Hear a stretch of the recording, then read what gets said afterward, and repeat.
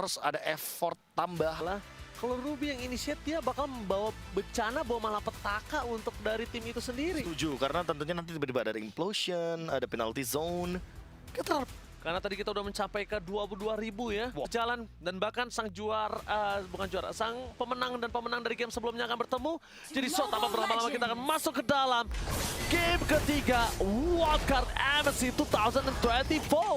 Oke, ini match yang sangat-sangat penting karena siapapun yang kalah di sini, mereka kemungkinan besar akan melepaskan bagaimana kesempatan mereka untuk melaju ke babak selanjutnya. Dan untuk Shocker terutama, akhirnya dia menggunakan hero yang punya ability untuk melakukan dash, dan ini dia skinnya, Ji. Lihat. Skin baru nih, Be. Wah, ini nih. Aku belum pakai gua. Buat teman-teman langsung aja ya. Mumpung sekarang lagi ada eventnya juga. Terutama untuk kalian yang mungkin suka menebak-nebak, ya kan.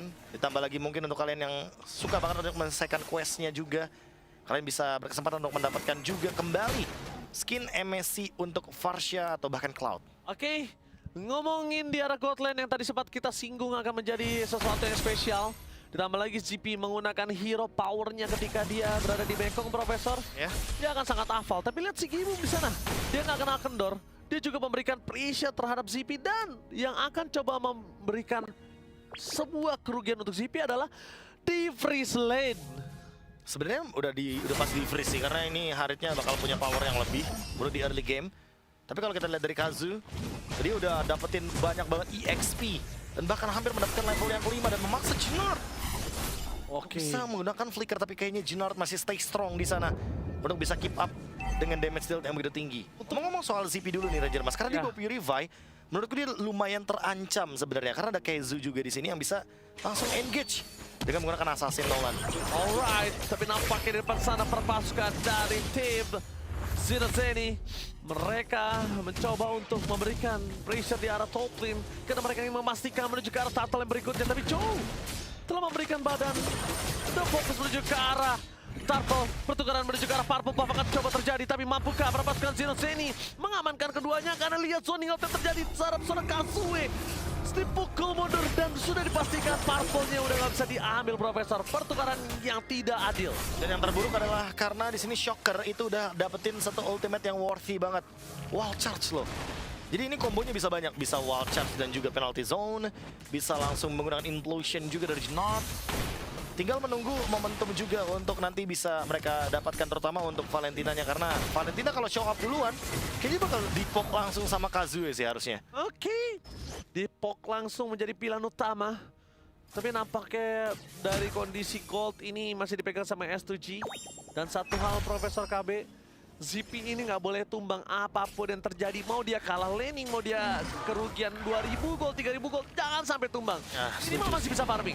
Setuju, karena dia late game yang flicker. Implosion dikeluarkan menuju ke arah belakang sana, tapi WhatsApp Blood Fistikat membuat dia tumbang. Purify Kevin tadi dikeluarkan, tapi nampaknya ZP memberikan pressure yang sangat besar. Damage point tidak bisa dibendung, membuat tim Zenith kehilangan Godland. Pertukaran yang tidak cukup adil, Godland versus Roamer. Tapi lihat penalti Storm Flicker, berhasil mendapatkan back-in. Zinazeni kembali mengganas tebakan dari Kasue, mencoba untuk mencari di mana CP berada. Ya, untungnya ada Quantum Charge, ada Purify juga yang setidaknya masih ready dari ZP. Walaupun sebenarnya lagi-lagi ya, ketika berhadapan dengan Assassin, ini Purify akan menjadi sebuah poin plus malah buat Assassinnya. Dan Kazu sekarang mencoba untuk keep up dengan level. Hunter Strike ada di tangan dari Nolan. Sementara itu di sisi lain Lunar selesai dengan War Axe. Harusnya dia akan memiliki damage dan juga sustainability semenjak kita tahu sendiri bahwa War Axe bergabung dengan Bloodlust Axe. Jadi akan ada spell vamp dari awal, nggak perlu nungguin stacknya 6. Yes, betul. Lihat kalau ngomongin Zinazeni, dia bisa makan lagi si Gibum. Informasinya soalnya Purify masih tidak ada. Dan pertukaran menuju ke arah turtle akan cukup mahal. Dan replay silakan, Profesor. Ya, replay tentunya targeting ke arah Karo dengan menggunakan Implosion. Jennard jadi nggak punya power yang cukup, tapi ternyata dengan adanya Wild Charge barusan itu malah memicu bagaimana gerakan dari Sigibum untuk maju ke depan. Dan karena Sigibum ini adalah sosok gold laner yang harus di cover, ketika Karonya udah mengeluarkan ultimate dan dia tidak bisa mengcover, itu dia yang terjadi. Oh, tapi Jennard, Implosion for nothing. I'm Vedat menuju ke arah belakang dengan Wild Charge dikeluarkan secara sokat. Mengcover itu semua dan Pesikas kali ini belum bisa dikeluarkan secara picket. Karena jalannya tepat dan press wordnya hampir saja mendapatkan 2 point kill. Penalty zone dari hehehe. Kali ini tidak berbeda. Kali ini on point. Karena di bawah tadi on point dan juga di tengah juga on point. Jadi bisa dibilang Joe akan coba menangkap seorang Karo. Gagal untuk memberikan pressure terhadap seorang Shocker. Karena berhasil dilompati dari barir 1 kali 24 jamnya. Oh, dan pemilihan itemnya sih untuk Shocker terutama Ranger Mas. Aku suka banget pemilihan dari Glowing One-nya.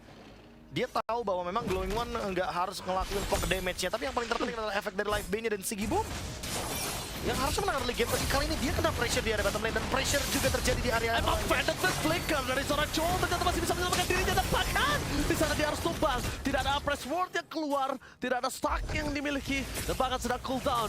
Meanwhile dari bottom lane dari Sigi Boom mereka terpressure abis dan tidak ada jalan untuk Sigi Boom bisa bertahan di depan sana kecuali ada bantuan dari seorang Grog. Dan bahkan CP walhasil dikeluarkan oleh seorang Karo dan Chinar di sound point plus jet cover berhasil mendapatkan cover yang sangat tepat. Flicker dikeluarkan untuk kedua belah pihak dan bahkan Begin gagal untuk menangkap dan mengeksekusi seorang CP. Ya, jadi terdeteksi ternyata ada di bawah dari turret inner.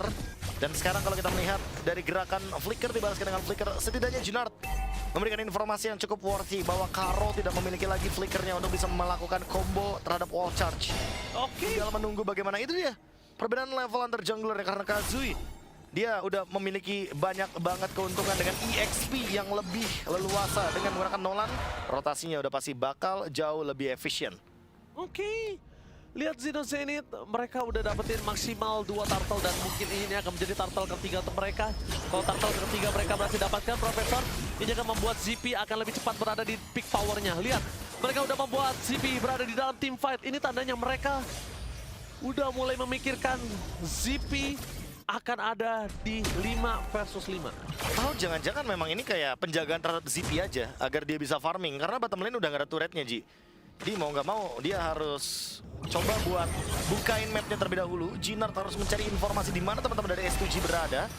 Karena kalau misalkan nggak ketemu, oh ini tentu ZP dalam ancaman. Dan turtle ketiga, kalau dibiarkan secara cuma-cuma udah didapatkan oleh S2G Esports. Wah, rugi sih. Ini rugi banget karena lihat bagaimana Sigi Boom yang sudah memiliki damage. Oke, nampaknya para pasukan dari tim Zero Zenith. Ternyata mereka terlebih dahulu yang membuka menuju ke arah Turtle. Dalam suara Emma Bennett bersama dengan Cita. Deplosionnya Fnatic. Kepala buatan berubah menjadi semuanya dimenangkan oleh tim Zero Zenith. Tepakan para pasukan dari tim S2G. Mereka kehilangan Turtle. Mereka kehilangan tim fight. Double kill didapatkan oleh Sim. Hehehe. Double kill. Lihat one charge. Imitasi yang dikeluarkan oleh Shocker. Membalikan semua keadaan Profesor. Wow. Ada seseorang yang bilang they can imitate you, tapi Shocker untuk Valentina dengan damage dari wall charge-nya yang begitu mematikan sekali, ditambah lagi dengan penalty zone combo yang begitu intens bagian turtle setup, sehingga membuat Zeno Zenith mendapatkan keuntungan yang langsung membalikan 3000 gold lead tadi secara cuma-cuma. Yes. They can S2G imitate Esport. you, but they can duplicate you. Yeah. Tapi the damage Damage dikeluarkan dari seorang ZP. Kali ini benar-benar terlalu mengagetkan dan bahkan Profesor KB Kazue agak cukup desperate move kalau aku lihat. ya kayak dia harus dapetin point kill terhadap ZP, tapi kayak udah cukup terlambat nggak sih? Karena Lagi. level 10 dan dia udah punya entropy dengan cepat harusnya sekarang. Lagi. Wah, charge lagi dipegang sama dia. Wah, charge lagi. Shocker wise choice sih ketimbang Mystic Gas. Ya karena kalau kita ngomongin soal damage ledakannya, Wall Charge lebih mengerikan dengan adanya Magic Damage Convert. Kita nantinya menuju ke physical damage.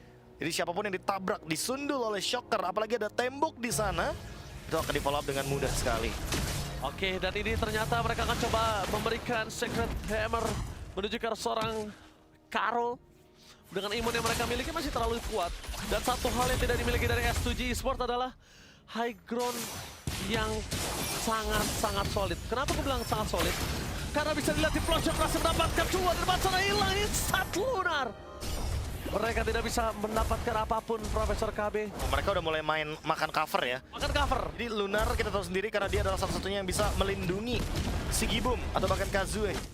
Dia harus di pick off terlebih dahulu, dia yang bakal dimakan terlebih dahulu walaupun harus mengorbankan Flicker dan juga Implosion. Itu dia, Profesor, kenapa aku bilang mereka nggak punya high ground yang solid. Karena high ground yang mereka miliki itu memang ada sosok dari seorang God. Begin. Tapi lihat, Beginnya itu sangat instan untuk di cancellation semuanya apapun. Masuk ke Begin posisinya fix lagi. Apalagi buat Junard ya yang mudah sekali untuk bisa menggunakan combo dari Implosion. Dan combo tersebut yang nantinya akan bisa membubarkan bagaimana pasukan dari S2G Esports ketika melakukan setup di high ground.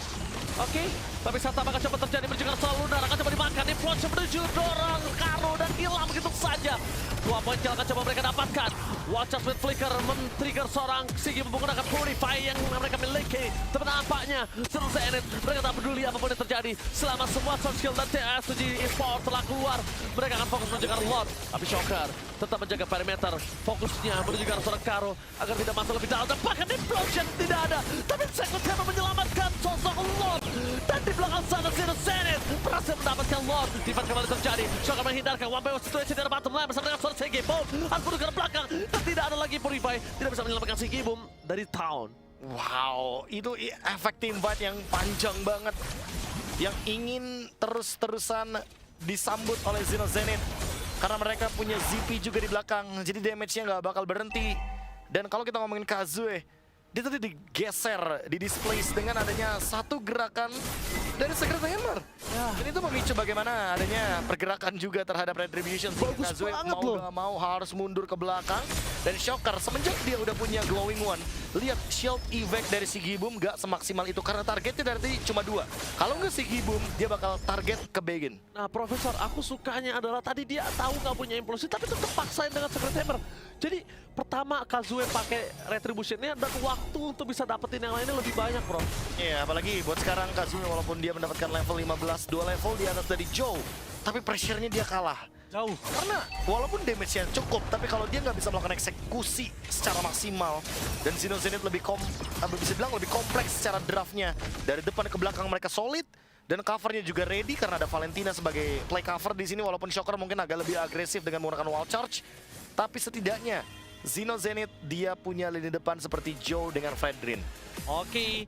Dari hehehe mencoba untuk melakukan instingnya dan hampir betul, jujur hampir betul, cuma sedikit terlambat saja. Ya, timing. Dan Joe juga niatnya ingin mencari di mana teman-teman dari S2G Esports berada. Tapi kalau kita lihat dari damage dealt-nya sebenarnya Harith dari Sigi Boom memiliki damage yang sangat-sangat eksplosif, tapi masih bisa ditutup dengan Shocker sebagai mid laner Valentina sekarang. Karo nggak boleh sembarangan loh. Karo nggak boleh sembarangan karena dia pun juga bisa dimakan dan dilahap. Untung aja GP nggak mau membuka badan di sana, karena kalau bisa Karo ini akan coba dimakan. Ya, Karonya masih punya flicker sih, jadi mungkin takutnya ZP nanti yang bakalan di flicker wall charge. Dan mau nggak mau dia harus ke-trigger untuk Purify-nya dan harus setup ulang terlebih dahulu. Karena lagi-lagi Zero Zenith untuk ngomongin cover, dia nggak punya cover yang seperti Lunar dengan Ruby. Oke, mungkin kalau tadi adalah detik 20 dari Lord, aku rasa bisa di-all-in. Aku rasa ya, Prof. Karonya bisa dimakan. Kenapa? Karena itu akan menentukan sekali S2G untuk bisa maju ke menuju ke arah Lord. Gak ada yang buka rumput, gak ada yang bisa nge-flanking. Ya kan, sekalipun ada Kazue, dia harus fokus menuju ke dalam Retribution. Ya, apalagi ingat wall charge-nya, tapi sekarang Council Play mencari karena Joe, tapi di sisi lain Jinardnya juga show. Deny. Terdinai ketika Jinard muncul langsung dari rumput. Iya, mereka takut juga lebih tepatnya karena nggak ada yang membawakan Purify kecuali Sigi Boom. Apalagi untuk beberapa item yang mungkin belum ready untuk tim fight jangka panjangnya. Walaupun Kazue sudah memiliki Sky Piercer, tapi masih belum ketemu jawabannya dan stacknya masih belum bisa ditabung banyak. Gagal untuk melakukan trigger terhadap tim Zero Zenith untuk memakan Joe-nya. Membuat para pasukan S2G akan lebih effort lagi di arah Lord. Oke. Dan kali ini melihat effort mereka yang menuju ke area dari Lord. Apalagi ingat ZP, dia memiliki power yang sangat-sangat cepat untuk bisa mengambil alih Lordnya. Ini akan menjadi Lord yang free untuk Zero Zenith. Buset, damage yang terlalu sakit membuat Karo sakarat dalam maut. Oke, kayaknya tadi bukan Raden Armor untuk Karo build-nya. Tapi dia build menuju ke arah dari Athena Shield. Jadi makanya nggak heran kalau seandainya untuk Karo, dia nggak akan lama-lama untuk bisa membadani bagaimana damage per second dari ZP. Sementara untuk Shocker, dengan Valentina skin MSC-nya, wall charge kapanpun bisa di-trigger. Ketika nanti Jinard juga ready dengan flicker, combo akan sangat mengerikan. Ini combo dari hehehe, Jinard, dan juga Shocker pokoknya yang akan bisa memporak-porandakan S2G Esports. Terlalu banyak crowd control sih, Be. Banyak banget, Terlalu dan Purify cuma satu sih, Gibum doang. Ya udah, itu nggak ada jawaban lagi. Dan kalau misalnya kita lihat di sini adalah, mau nggak mau ya, Prof, aku membuat sedikit skema di mana Begin dan Karo harus ada agak jauhan. Karena mereka yang akan bisa mendinai sedikit one straight push yang akan didapatkan oleh tim Zero Zenith. Lihat, mereka coba dorong di 3 wave yang berbeda. Dan bahkan dari Kazue harus menuju ke arah belakang sekalipun dia nggak bisa melakukan clear cepat di arah top lane. Para pasukan dari tim Zero Zenith Mereka standby, mereka fokus menuju ke arah top turret. Karena jawaban dari Fast Turret yang akan coba pecah dengan sangat cepat ada di arah top turret. Dan itu dia. Dengan sigap dari Kazue menggunakan retribution-nya karena dia tidak mau kehilangan. Tapi sayangnya, dengan adanya wave di arah top lane ini akan menjadi poin satu best turret yang dimiliki dari tim Zero Zenith kalau mereka paksa. Wah, masih aman, masih aman. Mereka nggak mau maksa. Mereka tahu bahwa Gord dari Begin akan sangat-sangat mengganggu sekali ketika mereka ingin melakukan push. Apalagi dengan adanya Ice Queen One menuju ke Glowing One juga. Dan masih mencari momentum untuk mendapatkan satu point kill. Wajah dikeluarkan tapi jauhnya masih selamat. Ini akan bahaya untuk Yasuchi. Lihat backline mereka akan coba ditutup bersama dengan Flicker. Flicker for defensive dikeluarkan oleh para pasukan dari tim Yasuchi. Dan Implosion berhasil mendapatkan Bakin. Ini bencana. Implosion on moment berhasil membalikan keadaan dan bahkan mereka tidak memiliki high ground defender. Mereka tidak memiliki cover. Sigi Boom tidak akan punya jawaban untuk bisa mentil damage. Bahkan di depan sana Cho still survive. Damage yang kuat masih bisa dia tahan. Wow, dan ZP dia memiliki satu block wins dan ingin melakukan endgame sepertinya. CP ingin menang, CP ingin dapetin Katsue, menghilangkan Katsue bersama dengan Karo dan ini bencana. Zestuji berhasil mendapatkan kekalahan 2 kali secara berturut-turut. Wow, S2G Esports